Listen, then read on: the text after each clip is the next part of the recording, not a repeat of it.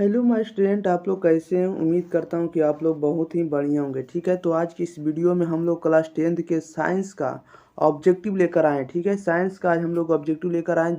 इस वीडियो में हम लोग 80 ऑब्जेक्टिव को इस वीडियो में कवर करने वाले हैं। ठीक है, आपको 80 ऑब्जेक्टिव इस वीडियो में आपको हम कवर करेंगे, जिसमें से आपको एग्जाम में भी आपको 80 ऑब्जेक्टिव ही देखने को मिलने वाला है। ठीक है, यानी 80 ऑब्जेक्टिव रहेगा, जिसमें से आपको 40 ऑब्जेक्टिव आपको टिक आउट करके आना है। ठीक है, जिसमें से आपको टिक यहीं से आपको सारे के सारे ऑब्जेक्टिव मिलने वाला है। ठीक है, आपको 4-5 वीडियो हम आपको देंगे, कंप्लीट करेंगे, वैसा ही पैटर्न का आपको मिलने वाला है। ठीक है, आपको इस वीडियो में आपको 80 के 80 ऑब्जेक्टिव इस वीडियो में हम आपको याद करा देंगे। ठीक है, इसलिए भी इस वीडियो को आप लोग जरूर देखिएगा, ये वीडियो आपको यूजफुल रहने वाला है। ठीक है, ओके। तो देखिएगा पैटर्न जो आपको एग्जाम में रहने वाला, आपको इस तरह से रहने वाले प्रश्न 1 से 80 तक के प्रश्न एक ही, प्रत्येक प्रश्न के लिए एक सही विकल्प होगा, जिसमें से 40 प्रश्न का उत्तर देना। ठीक है, ओएमआर शीट में आपको अंकित करना है। ओके, आपको जैसा कि हम पहले ही आपको बता दिए कि 80 क्वेश्चन आपको एग्जाम में रहने वाले 80, जिसमें से आपको 40 को बनाना है। ठीक है, 40 को आपको टिक आउट करना नहीं, 40 को यहाँ आपको रंगना है। ओके, देखिएगा आपको जो भी आपको बता रहे हैं 2024 का मॉडल सेट जो इंटरनेट वाला जो आया है, उसको आज हम लोग कंप्लीट करेंगे। आपको जो भी देंगे कंप्लीटेड वीडियो देंगे। ठीक है, अगर आप लोग इस चैनल पर नहीं आए हैं, चैनल पर जुड़ रहे हैं, तो जल्दी से जल्दी इसको जुड़ने के लिए चैनल को सब्सक्राइब करें, दोस्तों के पास इस वीडियो को शेयर करें, और इस दोस्तों के पास जरूर इस वीडियो के बारे में जरूर बताएं। ठीक है, कि इंटरनेट वाला क्वेश्चन चल रहा है, इसलिए इस वीडियो को आप लोग जरूर देखिए, ताकि आपको भी एग्जाम में बढ़िया से बढ़िया नंबर आ सके। ओके, देखिएगा आपको हम बढ़िया चैप्टर बाय चैप्टर आपको हम कंप्लीट कर दिए हैं। वहाँ से आपको प्लेलिस्ट मिल जाएगा, वहाँ से आप लोग जाकर देख सकते हैं, सारे विषय का आपको कंप्लीटेड मिल जाएगा। ओके, आप लोगों को 3 से 4 सेकंड के अंदर कम से कम इस वीडियो में आपको बताते चलना है कि आंसर क्या होने वाला है। ठीक है, प्रत्येक आंसर आपको बताना है, ताकि आपको इस वीडियो में ही आपको याद हो जाए। ठीक है, आपको इस वीडियो में हम सारे के सारे ऑब्जेक्टिव 80 ऑब्जेक्टिव याद करा देंगे। ओके, क्वेश्चन नंबर 1 में देखिएगा क्या कह रहा है। क्वेश्चन नंबर 1 में कह रहा है कि परावर्तक सतह की सूक्ष्मदर्शीय संरचना यदि समरूप ना हो तो कैसा होगा, तो कैसा परावर्तन होगा। इसका राइट आंसर आप लोगों को ही बताना है। कह रहा है कि परावर्तक सतह की सूक्ष्मदर्शीय संरचना यदि समरूप ना हो तो कैसा परावर्तन होगा। तो यह जो परावर्तन होगा यह आपको विसरित होगा। कैसा होगा, विसरित होगा, नहीं फैल जाएगा। ओके, ऑप्शन नंबर सीधा राइट आंसर हो जाएगा। बढ़ते हैं क्वेश्चन नंबर हम लोग 2 नंबर में देखिएगा क्या कह रहा है कि विसरित परावर्तन में परावर्तन के नियमों का क्या क्या होता है, बताइएगा। विसरित परावर्तन में परावर्तन के नियमों का क्या होता है, इसका राइट आंसर बताइए ना। तो नियमों का जो होता है ये पालन होता है। क्या होता है, नियमों का पालन होता है। ऑप्शन नंबर इधर राइट आंसर हो जाएगा। क्वेश्चन नंबर 3 में कह रहा है क्या समतल दर्पण में बने प्रतिबिंब को पर्दे पर उतार सकते हैं, बताइए इसका राइट आंसर। क्या समतल दर्पण में बने प्रतिबिंब को पर्दे पर उतार सकते हैं। तो हम लोग समतल दर्पण द्वारा बने प्रतिबिंब को हम लोग पर्दे पर नहीं उतार सकते हैं। ओके, इसलिए हम लोग कह सकते हैं ऑप्शन नंबर बी हो जाएगा नहीं, क्योंकि समतल दर्पण द्वारा बना प्रतिबिंब हमेशा काल्पनिक होता है, याद रखिएगा। क्वेश्चन नंबर 4 में कह रहा है कि नेत्र में किस दोष को दूर करने के लिए अवतल लेंस का प्रयोग किया जाता है। नेत्र में किस दोष को दूर करने के लिए अवतल लेंस का प्रयोग किया जाता है। इसका राइट आंसर आप लोग कमेंट बॉक्स में बताइए जल्दी जल्दी। ओके, इसका जो राइट आंसर होने वाला है, इसका जो राइट आंसर क्या होगा, इसका जो होगा निकट दृष्टि दोष हो जाएगा। ओके, ऑप्शन नंबर सीधा राइट आंसर हो जाएगा, याद रखिएगा। 5 में कह रहा है कि आंख व्यवहार करता है, बताइएगा आप लोग कि आंख कैसा व्यवहार करता है। तो आंख जो व्यवहार करता है यह उत्तल लेंस की तरह व्यवहार करता है। ऑप्शन नंबर बी इधर राइट आंसर हो जाएगा। क्वेश्चन नंबर 6 में कह रहा है कि कैमरे की तरह नेत्र में प्रवेश करते समय प्रकाश के परिमाण को नियंत्रित करता है, बताइएगा। कैमरे की तरह नेत्र में प्रवेश करते प्रकाश के परिमाण को नियंत्रित करता है। कौन सा नियंत्रित करता है, इसका राइट आंसर बताना है। तो यह आपको आइरिस करता है। ठीक है, ऑप्शन नंबर बी डी हो जाएगा। आइरिस क्या करता है, कैमरे की तरह नेत्र में प्रकाश जो प्रवेश करता है उसको नियंत्रित करता है, कंट्रोल करता है। ठीक है, ऑप्शन नंबर डी इधर राइट आंसर हो जाएगा, याद रखिएगा। बढ़ते हैं क्वेश्चन नंबर हम लोग 7 नंबर में। देखिएगा 7 नंबर में क्या कर रहा है। 7 नंबर में कह रहा है कि सेल परिपथ को ऊर्जा प्रदान करता है। प्रति एकांक आवेश के लिए उपलब्ध ऊर्जा के परिमाण को क्या कहते हैं, बताइएगा। सेल परिपथ को ऊर्जा प्रदान करता है, प्रति एकांक आवेश के लिए उपलब्ध ऊर्जा के परिमाण को हम लोग क्या कहते हैं। तो इसके परिमाण को हम लोग विद्युत वाहक बल कहते हैं। ओके, ऑप्शन नंबर इधर राइट आंसर हो जाएगा। 8 नंबर में कह रहा है कि कार्बन की प्रतिरोधकता की कोटि होती है, बताइएगा। कार्बन की प्रतिरोधकता की कोटि कितना होता है, ये होता है 10⁻⁻⁴। ऑप्शन नंबर सीधा राइट आंसर हो जाएगा, याद रखिएगा। क्वेश्चन नंबर देखिएगा 9 कह रहा है कि 2 ओम तथा 3 ओम के प्रतिरोधों के संयोजन से प्राप्त हो सकने वाले प्रतिरोधों प्रतिरोधों होंगे, बताइएगा। इसका प्रतिरोध क्या होगा, 2 ओम और 3 ओम के प्रतिरोधों को संयोजन में लगा दिया गया, ठीक है। तो इसका जो आपको समतुल्य प्रतिरोध निकालना, बताइएगा इसका राइट आंसर क्या होगा। तो इसका जो समतुल्य प्रतिरोध होगा 5 ओम और 6/5 ओम के होगा। ओके, ऑप्शन नंबर बी इधर राइट आंसर हो जाएगा। इसको आप लोग बना सकते हैं, इसका हम लोग फार्मूला बता चुके हैं, ठीक है। R बराबर R1 + R2, या तो आपको बताए हैं, आपको 1/R बराबर में आपको फार्मूला बताएं 1/R1 प्लस में 1/R2, इस तरह से आप लोग बना सकते हैं, ठीक है। दोनों फार्मूला का यूज करिएगा क्योंकि दोनों ऑप्शन में दिया हुआ, ठीक है। R1 + R2 करिएगा तो 3 और 2 5 ओम हो जाएगा। 1/R1 करिएगा नहीं 1/2 + 1/3 करिएगा तो 6/5 आ जाएगा, ठीक है, R का मान। इसलिए ऑप्शन नंबर बी इधर राइट आंसर हो जाएगा। बढ़ते हैं क्वेश्चन नंबर हम लोग 10 नंबर में। देखिएगा 10 नंबर में क्या करा है, इसमें न्यूमेरिकल नहीं बता सकते हैं क्योंकि इसमें बहुत लंबा हो जाएगा, ठीक है। क्वेश्चन नंबर 10 में कह रहा है किसी चुंबकीय क्षेत्र में एक धारावाही एल्युमिनियम का छड़ रखा हो तो उस पर लगते बल की दिशा को किस नियम की सहायता से बतला सकते हैं, बताइएगा। किसी चुंबकीय क्षेत्र में एक धारावाही एल्युमिनियम का छड़ रखा हो तो उस पर लगते बल की दिशा को किस नियम की सहायता से हम लोग बतला सकते हैं। तो उसे हम लोग मैक्सवेल के दक्षिण हस्त नियम से बता सकते हैं। ओके, ऑप्शन नंबर इधर राइट आंसर हो जाएगा, मैक्सवेल के दक्षिण हस्त नियम, याद रखिएगा। बढ़ते हैं क्वेश्चन नंबर 11 में। देखिएगा 11 नंबर में क्या करा है, 11 नंबर में करा है कि विद्युत मोटर की शक्ति को बढ़ाने का सरल उपाय क्या, बताइएगा। विद्युत मोटर की शक्ति को बढ़ाने का सरल उपाय क्या होगा। तो सरल उपाय है, हम लोग ऑप्शन जानते हैं। सरल उपाय यह है कि नाल चुंबक को प्रबल रखना होगा, स्ट्रांग रखना होगा, आर्मेचर में लपेटों की संख्या को बढ़ाना होगा, ठीक है, या तो बड़ी धारा प्रवाहित करना होगा। यानी तीनों आपको नियम को फॉलो करना होगा, इसलिए इसका राइट आंसर हो जाएगा डी हो जाएगा। तीनों उपाय एक साथ करना होगा, ठीक है, एक साथ करना। क्वेश्चन नंबर 12 में कह रहा है कि विद्युत चुंबकीय प्रेरण में विद्युत धारा की दिशा किस नियम से बतलाई जा सकती है, बताइएगा। विद्युत चुंबकीय प्रेरण में उत्पन्न धारा की दिशा किस नियम से बतलाई जा सकती है, इसका राइट आंसर आप लोग बताइएगा। तो यह जो बतलाई जा सकती है फ्लेमिंग के दक्षिण हस्त नियम से। ओके, ऑप्शन नंबर सी हो जाएगा, फ्लेमिंग के दक्षिण हस्त नियम से, याद रखिएगा। बढ़ते हैं क्वेश्चन नंबर हम लोग 13 नंबर में। देखिएगा 13 नंबर में क्या कह रहा है, 13 नंबर में कह रहा है कि ताप शक्ति विद्युत संयंत्र में आर्मेचर को घूर्णित करने का काम कौन करता है, बताइएगा। ताप शक्ति विद्युत संयंत्र में आर्मेचर को घूर्णित करने का काम कौन करता है, इसका राइट आंसर आप लोग बताइएगा क्या हो जाएगा। तो ये जो घूर्णित करने का जो काम करता है, ये बाष्पन भी करता है और आपका संपीड़न हवा भी करता है। ओके, इसलिए ऑप्शन नंबर सी हो जाएगा, ए तथा बी दोनों, ठीक है, याद रखिएगा, ए तथा बी दोनों, ठीक है, याद रखने वाला बात है। 14 में कह रहा है कि प्रतिक्रिया या अभिक्रिया जो H2 + Cl2 को मिलाने से 2HCl बनता है, यानी हाइड्रोजन और क्लोरीन को मिलाने पर हाइड्रोक्लोरिक अम्ल बन रहा है। ये जो अभिक्रिया कौन सी अभिक्रिया, एक या एक से ज़्यादा तत्व है, अब मिलके एक ही तत्व बन रहा है, एक तत्व बनेगा तो संयोजन अभिक्रिया होगा, ठीक है, नहीं संयोजन प्रतिक्रिया, याद रखिएगा। ऑप्शन नंबर ए इधर राइट आंसर हो जाएगा, ठीक है। देखिएगा क्वेश्चन नंबर 15 कह रहा है कि फेरस सल्फेट के घोल से लोहा को कौन धातु विस्थापित करेगा, बताइएगा। फेरस सल्फेट के घोल से लोहा को कौन धातु विस्थापित करेगा।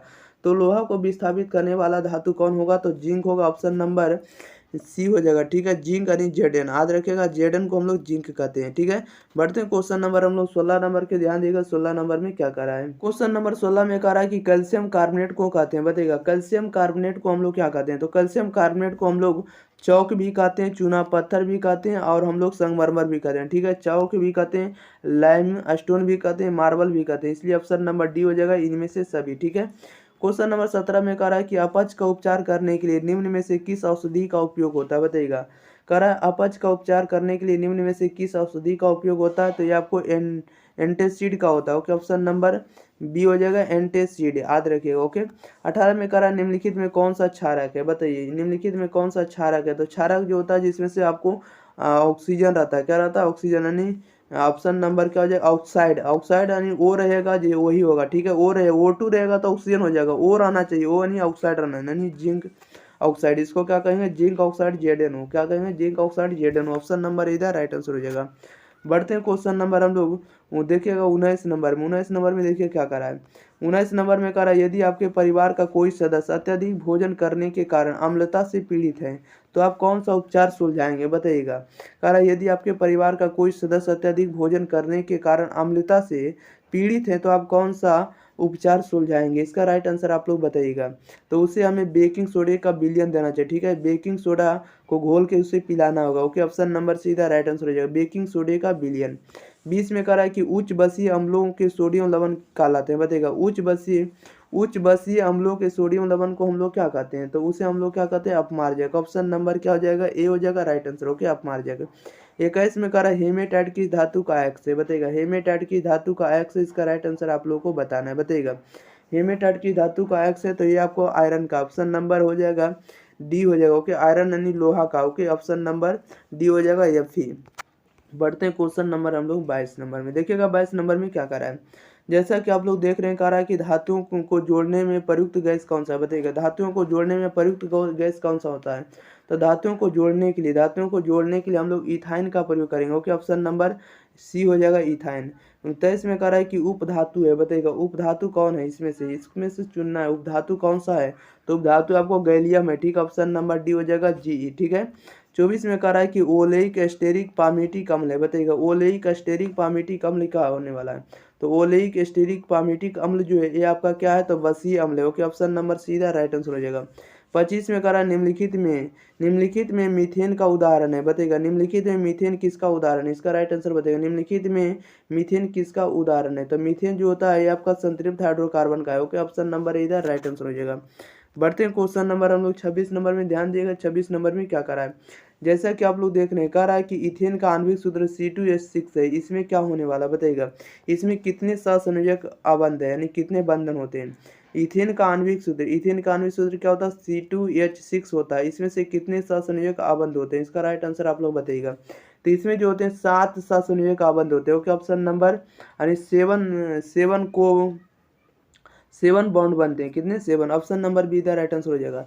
27 में कह रहा है कि टाइलिन जो है परिवर्तित करता है, किसमें करता है, टाइलिन परिवर्तित करता है, किसमें करता है, जो टाइलिन जो होता है ये आपको मंड को शर्करा में परिवर्तित करता है, option number B the right answer हो जाएगा, ओके, मंड को शर्करा में। क्वेश्चन नंबर हम लोग देखते हैं 28 में, कह रहा है कि अवायवीय शोषण कोशिका के किस भाग में होता है, बताइएगा। अवायवीय शोषण कोशिका के किस भाग में होता है, इसका राइट आंसर आप लोग को बताना है।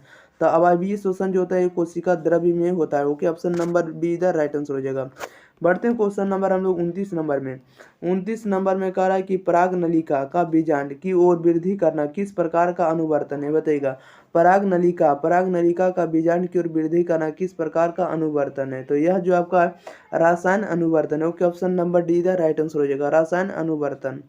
30 में कह रहा है अंकुरित हुए बीजों की वृद्धि के अग्रभाग पर उत्पन्न होता है, बताइएगा। अंकुरित हुए बीजों की वृद्धि के अग्रभाग पर क्या उत्पन्न होता है, तो यह जो उत्पन्न होता है ये आपको क्या होता है, तो ऑक्जिन्स होता है, क्या होता है, auxins, option number B the right answer हो जाएगा। 31 में कह रहा है कि फूल में पौधे के नर भाग का क्या नाम है, बताइएगा। फूल में पौधे के नर भाग का नाम क्या होता है, तो नर भाग का जो नाम होता है वो आपको पुंकेसर होता है, ठीक है। ऊपर वाला भाग क्या होता है, फूल का ऊपर वाला भाग पुंकेसर कहलाता है, ओके, ऑप्शन नंबर सीधा राइट आंसर हो जाएगा। देखिएगा क्वेश्चन नंबर हम लोग बढ़ते हैं 32 में, कह रहा है कि विकासीय दृष्टि से हमारी समानता किससे अधिक है, बताइएगा। विकासीय दृष्टि से हमारी समानता किससे अधिक, यानी हम लोग किससे ज़्यादा मैच करते हैं, बताइएगा इसका राइट आंसर। विकासीय दृष्टि से हमारी समानता किससे अधिक है, इसका राइट आंसर आप लोग बताना है। तो यह जो हो जाएगा चीन के विद्यार्थी से हम लोग मैच करते हैं। क्वेश्चन नंबर हो जाएगा 33, कह रहा है कि उभयलिंगी जंतु कौन नहीं है, बताइएगा। उभयलिंगी जंतु कौन नहीं है, तो उभयलिंगी जंतु आपका मछली नहीं, ठीक है, मछली सिर्फ जल में ही रहता है, option number D the right answer हो जाएगा। बढ़ते हैं क्वेश्चन नंबर हम लोग 34 नंबर में, ध्यान दिएगा। 34 नंबर में क्या कर रहा है, नंबर 34 में कर रहा है कि पुष्प के केंद्र में अवस्थित मादा जनन अंग कौन है, बताइएगा। पुष्प के केंद्र में अवस्थित मादा जनन अंग कौन सा होता है, इसका राइट आंसर बताइएगा। तो पुष्प के केंद्र में अवस्थित मादा जननांग जो होता है स्त्री केसर होता है, क्या होता है, स्त्री केसर, ऑप्शन नंबर इधर राइट आंसर हो जाएगा। 35 में कह रहा है निम्नलिखित में कौन एक आहार श्रृंखला बनाते हैं, बताइएगा। निम्नलिखित में कौन एक आहार श्रृंखला बनाते हैं, तो आहार श्रृंखला कौन बनाते हैं, तो घास, बकरी तथा मनुष्य, ऑप्शन नंबर सी हो जाएगा, घास, बकरी तथा मनुष्य। क्वेश्चन नंबर 36 में कह रहा है क्योटो प्रोटोकॉल किस गैस के उत्सर्जन के स्तर में कमी लाने के लक्ष्य से बनाया गया था, बताइएगा। क्योटो प्रोटोकॉल किस गैस के उत्सर्जन के स्तर में कमी लाने के लक्ष्य से बनाया गया था, इसका राइट आंसर बताइएगा क्या हो जाएगा। तो ये कार्बन डाइऑक्साइड के लाने के लिए बनाया गया था, ठीक है, ऑप्शन नंबर बी हो जाएगा CO2 को। बढ़ते हैं क्वेश्चन नंबर हम लोग 37 नंबर में, देखिएगा 37 में क्या कर रहा है, करा यकृत से निम्न में कौन सा रस निकलता है, बताइएगा यकृत से निम्न में से कौन सा रस निकलता है। तो यकृत से जो निकलता है पीत रस निकलता है। ओके, ऑप्शन नंबर सीधा राइट आंसर हो जाएगा।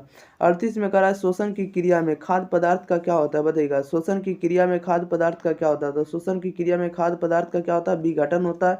ऑप्शन नंबर सीधा राइट आंसर हो जाएगा। 39 में करा अनुमस्तिष्क किस लिए उत्तरदायी होता है, बताइएगा अनुमस्तिष्क जो होता है किस लिए उत्तरदायी होता है, इसका राइट आंसर बताना। तो अनुमस्तिष्क जो होता है ये संतुलन के लिए होता है, ठीक है, उत्तरदायी होता है। ऑप्शन नंबर ए इधर राइट आंसर हो जाएगा। बढ़ते हैं क्वेश्चन नंबर हम लोग 40 नंबर में। देखिएगा 40 नंबर में क्या करा है। 40 नंबर में कह रहा है कि समजात अंगों के उदाहरण है, बताइएगा समजात अंगों के उदाहरण कौन कौन होता है। तो समजात अंगों के उदाहरण सभी है, ठीक है। ऑप्शन नंबर डी इसका राइट आंसर हो जाएगा, उपरोक्त में से सभी। यानी हमारा हाथ तथा कुत्ते के अग्रपाद से, हमारे दांत तथा हाथी के दांत से, ठीक है, हमारा दांत हाथी के दांत से मैच करता है। यानी सिर्फ हमको समझा दिखाना, ठीक है, नहीं दोनों दांत ही रहना चाहिए। आलू एवं घास के बुश्तारी से, ओके, इन सभी मैच करता है। ऑप्शन नंबर डी हो जाएगा। 41 में कह रहा उत्तल दर्पण में परावर्तक सतह पर लंबवत गिरती किरणें फोकस पर क्या होती है, बताइएगा उत्तल दर्पण में परावर्तक सतह पर लंबवत गिरती किरणें फोकस पर क्या हो जाती है। तो फोकस पर जाकर समानांतर हो जाती है, ठीक है, फोकस के समानांतर हो जाती है। ऑप्शन नंबर सी इधर राइट आंसर हो जाएगा। बढ़ते हैं क्वेश्चन नंबर हम लोग सीधे 42 नंबर में। देखिएगा 42 नंबर में क्या करा है। 42 में करा किस दर्पण में केवल आभासी प्रतिबिंब बनेगा, बताइएगा किस दर्पण में केवल आभासी प्रतिबिंब बनेगा, इसका राइट आंसर बताइएगा। तो समतल अथवा उत्तल में बनेगा। ओके, ऑप्शन नंबर यानी काल्पनिक प्रतिबिंब किस में बनेगा, तो समतल में बनेगा या तो उत्तल में बनेगा, ठीक है, ऑप्शन नंबर डी इधर राइट आंसर हो जाएगा। क्वेश्चन नंबर 43 में कह रहा है कि किस दर्पण में वास्तविक प्रतिबिंब नहीं बन सकता, बताइएगा किस दर्पण में वास्तविक प्रतिबिंब नहीं बन सकता। तो वास्तविक प्रतिबिंब किसमें नहीं बनेगा, तो समतल दर्पण में। ऑप्शन नंबर हो जाएगा ए इधर राइट आंसर हो जाएगा, याद रखिएगा। बढ़ते हैं क्वेश्चन नंबर हम लोग 44 नंबर में। देखिएगा 44 नंबर में क्या करा है। सारे क्वेश्चन आपको पढ़े हुए मिल रहे हैं, ठीक है, जो सिलेबस आप लोग पढ़े हैं।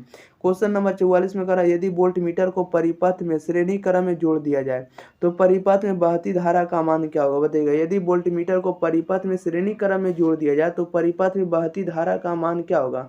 तो बहती धारा का मान लगभग 0 हो जाएगा। Option number D right answer हो जाएगा। कह रहा है 45 में कि 100 वाट तथा 40 वाट के बल्ब को घरेलू परिपथ में लगाने से कौन ज़्यादा प्रकाश देगा, बताइएगा कौन सबसे ज़्यादा प्रकाश देगा, कौन सबसे ज़्यादा लाइट देगा। इसका राइट आंसर आप लोगों को बताना है, ठीक है। कह रहा है कि 100 वाट के तथा 40 वाट के दो बॉल है यानी बल्ब है घरेलू परिपथ यानी घर के में हम लोग लगा दिए तो सबसे ज़्यादा लाइट कौन देगा। तो जाहिर सी बात है जिसमें ज़्यादा वाट होगा वो ज़्यादा लाइट देगा। तो 100 वाट वाला सबसे ज़्यादा लाइट देगा। ऑप्शन नंबर ए हो जाएगा 100 वाट वाला बल्ब, ठीक है। बढ़ते हैं क्वेश्चन नंबर हम लोग 46 नंबर में। देखिएगा 46 नंबर में क्या करा है। 46 में कह रहा है किसी उपस्कर का वोल्टेज क्या होगा, बताइएगा किसी उपस्कर का वोल्टेज क्या होता है। इसका राइट आंसर आप लोगों को बताना है। किसी उपस्कर का वोल्टेज जो होता है वो आपको उपलब्ध वोल्टेज पर निर्भर करता है। Okay, option number B the right answer हो जाएगा, उपलब्ध वोल्टेज पर निर्भर करता है, ठीक है, उपस्कर जो होता है। क्वेश्चन नंबर 47 में कह रहा है कि जल शक्ति विद्युत संयंत्र में पानी के किस ऊर्जा को विद्युत ऊर्जा में बदलते हैं, बताइएगा जल शक्ति विद्युत संयंत्र में पानी के किस ऊर्जा को विद्युत ऊर्जा में बदलते हैं। इसका राइट आंसर बताना है। तो ये आपको गति ऊर्जा में बदलते हैं। ऑप्शन नंबर बी इधर राइट आंसर हो जाएगा। ओके, बढ़ते हैं क्वेश्चन नंबर हम लोग 48 नंबर के। ध्यान देगा 48 नंबर में क्या कह रहा है। क्वेश्चन नंबर 48 में कह रहा है कि प्रत्यवर्ती धारा जनित्र में कैसी धारा मिलती है, बताइएगा प्रत्यवर्ती धारा जनित्र में कैसी धारा मिलती है। प्रत्यवर्ती धारा जनित्र में कैसी धारा मिलती है, तो ये आपको प्रत्यवर्ती धारा मिलती है। ऑप्शन नंबर इधर राइट आंसर हो जाएगा। क्वेश्चन नंबर 49 में कह रहा है कि समय बदलने के साथ दिष्ट धारा में क्या बदल सकता है, बताइएगा समय बदलने के साथ दिष्ट धारा में क्या बदल सकता है। तो दिष्ट धारा में क्या बदलेगा, तो परिमाण बदलेगा। ऑप्शन नंबर इधर राइट आंसर हो जाएगा। 50 में कह रहा है निम्न में से किसका उपयोग खाना बनाने वाले ईंधन के रूप में नहीं किया जा सकता, बताइएगा निम्न में से किसका उपयोग खाना बनाने वाले ईंधन के रूप में नहीं किया जा सकता। तो हम लोग बायोगैस का प्रयोग नहीं कर सकते। ओके, ऑप्शन नंबर सीधा राइट आंसर हो जाएगा। बढ़ते हैं क्वेश्चन नंबर हम लोग 51 नंबर में। देखिएगा 51 में क्या करा है। कह रहा है निम्न में से किस देश को पवनों का देश कहा जाता है, बताइएगा निम्न में से किस देश को पवनों का देश कहा जाता है, बताइएगा इसका राइट आंसर क्या हो जाएगा। कह रहा है निम्न में से किस देश को पवनों का देश कहा जाता है, सबसे ज्यादा हवा कहाँ चलता है। तो ये आपको डेनमार्क हो जाएगा। पवनों का देश क्या हो जाएगा, Denmark. Option number D the right answer हो जाएगा। 52 में कह रहा है कि आदर्श ईंधन में कौन सी गैस उत्सर्जित होती है, बताइएगा आदर्श ईंधन में कौन सी गैस उत्सर्जित होती है। इसका राइट आंसर बताना है। तो आदर्श गैस में जो होती है ये कौन सी ईंधन उत्सर्जित होती है? तो इसमें से कोई भी ईंधन उत्सर्जित नहीं होता। Okay, option number see the right answer हो जाएगा, इनमें से कोई नहीं। तो 53 में देखिएगा क्या कह रहा है। 53 में कह रहा है कि आदर्श ईंधन के प्रति एकांक द्रव्यमान से मिलने वाले ऊर्जा का मान होना चाहिए, कितना होना चाहिए बताइएगा। आदर्श ईंधन के प्रति एकांक द्रव्यमान से मिलने वाले ऊर्जा का मान क्या होना चाहिए? तो इनकी ऊर्जा का मान ज़्यादा होना चाहिए। ऑप्शन नंबर ए इधर राइट आंसर हो जाएगा। ओके, आदर्श ईंधन है, बढ़िया ईंधन है, ठीक है। बढ़ते हैं क्वेश्चन नंबर हम लोग 54 नंबर में। 54 नंबर में कह रहा है धातु के ऑक्साइड क्या होते हैं बताइएगा। धातु के ऑक्साइड क्या होते हैं? तो क्षारक होते हैं। ऑप्शन नंबर बी इधर राइट आंसर हो जाएगा। 55 में कह रहा है निम्नलिखित में से किसे रसायनों का राजा कहा जाता है बताइएगा। निम्नलिखित में किसे रासायनिकों का राजा कहा जाता है? इसका राइट आंसर बताइएगा क्या हो जाएगा। तो रासायनिकों का राजा हम लोग सल्फ्यूरिक अम्ल कहते हैं H2SO4 को। ऑप्शन नंबर सीधा राइट आंसर हो जाएगा H2SO4। 56 में कह रहा है कास्टिक सोडा क्या बताइएगा। कास्टिक सोडा का सूत्र बताना है। तो कास्टिक सोडा जो होता है आपको सोडियम हाइड्रोक्साइड होता है, NaOH होता है। ओके, ऑप्शन नंबर ए इधर राइट आंसर हो जाएगा। 57 में कह रहा है निम्नलिखित में से क्षारीय प्रकृति का होता है बताइएगा। निम्नलिखित में से कौन जो है क्षारीय प्रकृति का होता है? तो क्षारीय प्रकृति आपको Na2O होगा। ओके, ऑप्शन नंबर ए हो जाएगा Na2O। ऑप्शन नंबर ए इधर राइट आंसर हो जाएगा। बढ़ते क्वेश्चन नंबर हम लोग 58 नंबर में देखिएगा। 58 में क्या करा है? करा निम्नलिखित में से तनु अम्ल से प्रतिक्रिया करके हाइड्रोजन मुक्त करता है बताइएगा। निम्नलिखित में से तनु अम्ल से प्रतिक्रिया करके यानी अभिक्रिया करके हाइड्रोजन गैस प्रदान करता है, कौन सा? इसका राइट आंसर बताना है क्या हो जाएगा। तो ये जो प्रदान करता है आपको जिंक करता है, ठीक है। ऑप्शन नंबर बी हो जाएगा Zn। 59 में कह रहा है निम्नलिखित में कौन सा युग्म विस्थापन प्रतिक्रिया करता है बताइएगा। निम्नलिखित में से कौन सा युग्म जो विस्थापन अभिक्रिया कथन या प्रतिक्रिया करता है? इसका राइट आंसर बताइएगा क्या हो जाएगा। तो ये आपको AgNO3 घोल एवं कॉपर हो जाएगा। Okay, option number D right answer हो जाएगा, ठीक है। यानी विस्थापन अभिक्रिया किसके साथ होगा? तो ये आपको AgNO3 के घोल और कॉपर के साथ होगा, तो विस्थापन अभिक्रिया करेगा, यानी विस्थापन प्रतिक्रिया बनेगा। बढ़ते हैं क्वेश्चन नंबर हम लोग 60 नंबर में देखिएगा। 60 नंबर में क्या करा है? 60 में कह रहा है खाना बनाते समय यदि बर्तन की तली बाहर से काली हो रही है तो इसका मतलब क्या है बताइएगा। खाना बनाते समय यदि बर्तन की तली बाहर से काली हो रही है तो इसका मतलब क्या होने वाला? तो इसका मतलब है कि ईंधन पूरी तरह से नहीं जल रहा है। Okay, option number B the right answer हो जाएगा, ठीक है। याद रखिएगा ईंधन पूरी तरह से नहीं जल रहा है, याद रखिएगा। ओके, 61 में कह रहा है कि प्राकृतिक रबर किसका बहुलक है बताइएगा। प्राकृतिक रबर जो होता है किसका बहुलक होता है? इसका राइट आंसर आप लोग बताइएगा। तो प्राकृतिक रबर जो होता है आइसोप्रीन का होता है। Option number A the right answer हो जाएगा। बढ़ते हैं क्वेश्चन नंबर हम लोग 62 नंबर में देखिएगा। 62 नंबर में क्या कर रहा है? 62 नंबर में कह रहा है कि इथिलीन का अणु है बताइएगा। इथिलीन किन का अणु है? इसका राइट आंसर बताइएगा क्या हो जाएगा। इथिलीन जो है आपका समतलीय का होगा। Okay, option number D is the right answer हो जाएगा। 63 में कह रहा है कि कोई तत्व यक्स है। कोई तत्व कौन है? यक्स यानी XCl2 सूत्र वाला एक क्लोराइड बनाता है, ठीक है। ये आपका सूत्र दिया है। यक्स के स्थान पर आपको तत्व बताना, ठीक है। जो एक ठोस है और जिसका गलनांक अधिक है, आवर्त सारणी में यह तत्व संभवतः किस समूह के अंतर्गत होगा? इसका राइट आंसर आप लोगों को बताना है। आप लोगों को इसका राइट आंसर बताना बताइएगा। एक्स के स्थान पर कौन सा तत्व दिया जाएगा कि XCl2 एक क्लोराइड बनाने लग जाएगा? इसका राइट आंसर बताइएगा। तो इसे अगर हम लोग Mg दे देंगे यानी मैग्नीशियम दे देंगे, तो MgCl2 एक यौगिक है जो मैग्नीशियम के साथ अभिक्रिया करके क्लोराइड देगा, ठीक है। ऑप्शन नंबर बी हो जाएगा Mg, ठीक है। बढ़ते हैं क्वेश्चन नंबर हम लोग सीधे 64 नंबर में देखिएगा। 64 नंबर में क्या कर रहा है? नंबर 64 में कह रहा है कि किस आवर्त में सबसे अधिक तत्व होते हैं बताइएगा। किस आवर्त में सबसे अधिक तत्व होते हैं? इसका राइट आंसर बताइएगा ना। किस आवर्त में सबसे अधिक तत्व होते हैं? सबसे ज्यादा तत्व कहाँ होते हैं? तो छठा में होते हैं। ओके, ऑप्शन नंबर सीधा राइट आंसर हो जाएगा। 65 में करा है कि कौन शून्य वर्ग का तत्व है बताइएगा। कौन शून्य वर्ग का तत्व है? इसका राइट आंसर बताना है। तो हीलियम आपका शून्य वर्ग का तत्व, ठीक है, निष्क्रिय गैस है, निष्क्रिय तत्व है। 66 में कह रहा है कि न्यूलैंड ने अष्टक का नियम कब दिया था बताइएगा। न्यूलैंड ने अष्टक का नियम कब दिया? तो न्यूलैंड ने अष्टक का नियम 1893 में दिया, ठीक है, सन 1893 में। ऑप्शन नंबर इधर राइट आंसर हो जाएगा।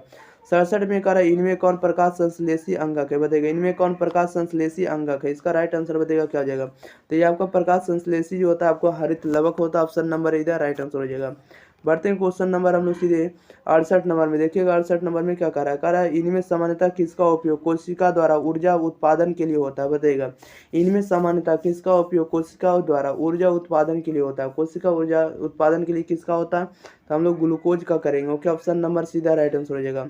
69 में कह रहा है कि जल तथा घुलनशील लवण का मूल रोम से पतियों तक पहुंचने के लिए क्रिया किस ऊतक द्वारा संपन्न होती है? इसका राइट आंसर बताइएगा। जल तथा घुलनशील लवण का मूल रोम से पतियों तक पहुंचने की क्रिया किस ऊतक द्वारा संपन्न होती है? तो ये जो संपन्न होती है किस ऊतक के द्वारा होती है? तो ये जाइलम के द्वारा होती है। ओके, ऑप्शन नंबर सीधा राइट आंसर हो जाएगा। बढ़ते हैं क्वेश्चन नंबर हम लोग 70 नंबर में। देखिएगा 70 नंबर में क्या करा है। 70 में कह रहा है कि बीज रहित पौधों के उत्पादक में कौन सहायक होते हैं? बताइएगा, बीज रहित पौधों के उत्पादक में कौन सहायक होते हैं? इसका राइट आंसर आप लोगों को बताना है। तो ये जो सहायक होते हैं आपको ऑक्जिन तथा जिब्रेलिन्स दोनों होते हैं। ओके, ऑप्शन नंबर डी हो जाएगा। ऑक्जिन एवं जिब्रेलिन्स दोनों होते हैं सहायक। ठीक है, बीज रहित पौधों के उत्पादक में। 71 में कह रहा है निम्नलिखित में एक क्रिया जाति को कायम रखने के लिए आवश्यक होता है, क्या होता है? इसका राइट आंसर बताएगा। निम्नलिखित में से एक क्रिया जाति को कायम रखने के लिए क्या आवश्यक होता है? तो ये जो आवश्यक होता है जन्म होता है। ठीक है, option number B the right answer हो जाएगा। बढ़ते हैं क्वेश्चन नंबर हम लोग 72 नंबर में। 72 नंबर में कह रहा है कि अफ्रीकी मानव का सबसे निकट संबंध किससे? बताइएगा, अफ्रीकी मानव का संबंध सबसे निकट किससे? तो चिंपैंजी से। Okay, option number A the right answer हो जाएगा। क्वेश्चन नंबर देखिएगा 73 का रहा, उस पौधे का नाम बताइए जिस पर मेंडल ने प्रयोग किए थे। बताइएगा, उस पौधे का नाम बताइए जिस पर मेंडल ने प्रयोग किए थे। बताइएगा, मेंडल ने प्रयोग किए थे, जिस पर मेंडल ने क्या किए थे? प्रयोग किए थे। तो वह कौन सा हो जाएगा? तो वह हो जाएगा मटर का पौधा। ओके, ऑप्शन नंबर सीधा राइट आंसर हो जाएगा। 74 में कह रहा है कि तापमान, वर्षा, पवन आदि हैं पर्यावरण के क्या है? बताइएगा, तापमान, वर्षा, पवन आदि पर्यावरण के क्या हैं? तो ये जो पर्यावरण के भौतिक कारक हैं। ठीक है, option number B the right answer हो जाएगा। बढ़ते हैं क्वेश्चन नंबर हम लोग 75 नंबर में। देखिएगा 75 नंबर में क्या करा है। करा है कि सिंचाई के लिए पौधों के ठीक जड़ के समीप जल पहुंचाने की विधि कहलाती है। बताइएगा, उसे हम लोग क्या कहते हैं? सिंचाई के लिए पौधों के ठीक जड़ के समीप जल पहुंचाने की विधि को हम लोग क्या कहते हैं? तो उसकी कार्य फिर से देखेगा, सिंचाई के लिए पौधों के ठीक जड़ के समीप जल पहुंचाने की विधि को हम लोग क्या कहते हैं? तो उसे हम लोग टपकन विधि कहते हैं। क्या कहते हैं? टपकन सिंचाई। Option number B the right answer हो जाएगा। ओके, क्वेश्चन नंबर 76 में देखिएगा क्या कह रहा है कि परमाणु बम के ऊर्जा का स्रोत क्या है? बताइएगा, परमाणु बम के ऊर्जा का स्रोत क्या है? तो परमाणु बम के ऊर्जा का जो स्रोत है वो आपको केंद्र विखंडन ऊर्जा होता है। Okay, option number A the right answer हो जाएगा। 77 में कह रहा है वसा का पाचन किसके द्वारा होता है? बताइएगा, वसा का पाचन जो है किसके द्वारा होता है? तो लाइपेज के द्वारा होता है। ओके, ऑप्शन नंबर डी इधर राइट आंसर हो जाएगा। बढ़ते हैं क्वेश्चन नंबर हम लोग सीधे 78 नंबर में। 78 नंबर में देखिए क्या कह रहा है कि पौधों में खाद्य पदार्थों का स्थानांतरण किस रूप में होता है? बताइएगा, पौधों में खाद्य पदार्थों का स्थानांतरण किस रूप में होता है? तो यह जो होता है आपको सुक्रोज के रूप में होता है। किसके रूप में? सुक्रोज। ऑप्शन नंबर बी इधर राइट आंसर हो जाएगा। ठीक है, क्वेश्चन नंबर 79 में देखिए क्या कह रहा है कि पादप अवशिष्ट संचित रहते हैं। बताइएगा, पादप अवशिष्ट संचित रहते हैं, कहाँ पर संचित रहते हैं? तो ये आपको पत्तियों में भी रहते हैं, छाल में भी रहते हैं और आपको कोशिकीय रिक्तिकाओं में रहते हैं। ठीक है, जहाँ खाली जगह रहते हैं, रिक्तिका नहीं गैप, जहाँ गैप रहते हैं। यानी इसका जो राइट आंसर हो जाएगा ऑप्शन नंबर डी हो जाएगा। ठीक है, यानी पादप अवशिष्ट संचित रहते हैं, कहाँ रहते हैं? तो सभी जगह रहते हैं, पत्तियों में भी रहते हैं, छाल में भी रहते हैं, जहाँ कोशिका खाली जगह, जहाँ कोशिका का खाली जगह वहाँ पर भी पादप अवशिष्ट संचित रहते हैं। ठीक है, इसलिए इसका राइट आंसर डी हो जाएगा, इनमें से सभी। 80 नंबर में कह रहा है कि वृक्क की रचनात्मक एवं क्रियात्मक इकाई को हम लोग क्या कहते हैं? बताइएगा, वृक्क की रचनात्मक यानी किडनी की रचनात्मक और क्रियात्मक इकाई को हम लोग क्या कहते हैं? तो उसे हम लोग क्या कहते हैं? नेफ्रॉन कहते हैं। क्या कहते हैं? नेफ्रॉन। ठीक है, वृक्क की रचनात्मक एवं क्रियात्मक इकाई को हम लोग क्या कहते हैं? नेफ्रॉन कहते हैं। ऑप्शन नंबर इधर राइट आंसर हो जाएगा। ठीक है, चलिए तो इस वीडियो में हम आपको 80 के 80 ऑब्जेक्टिव कंप्लीट करा दिए। आप लोगों को इस वीडियो में याद हो गया होगा कंप्लीट।